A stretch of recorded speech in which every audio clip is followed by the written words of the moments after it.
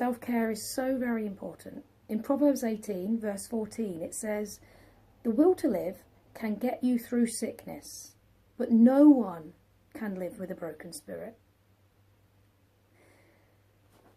In other words, if you're physically sick, the will to keep going can actually increase your life. I knew a man called Jim, diagnosed with liver cancer. They thought he was going to die. Then his next door neighbour was diagnosed with liver cancer as well.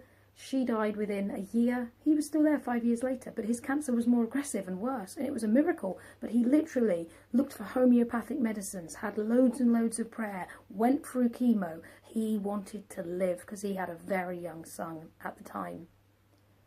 But someone who's got a broken spirit is like someone who is suicidal.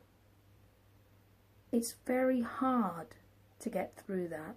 And I want you to know God knows, because it says, "But no one can live with a broken spirit." Now, I believe nothing is impossible for God. And if you're depressed, if you're broken today, please message us. Come and stay at our retreat centre. Let us visit you and pray with you. Let us support you in prayer. We're only humans. There's not much we can do, but we can pray. We can love you and we can support you. There is an answer and it does get better. Don't give up. But know your God understands. Your God is there with you right now. And for the rest of us, let's focus on self-care. Let's not run ourselves out. Let's not be unkind to people. Let's not drag people down. The spirit of humanity is actually very tender. That's why we need the Holy Spirit, because He's the strong one. His grace is sufficient in every trial. And I am praying for all of you right now, because I know what it's like to be depressed. I know what it's like to be despairing. I know what it's like to feel tremendous guilt.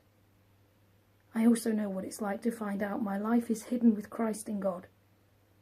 I am forgiven. He is my comfort.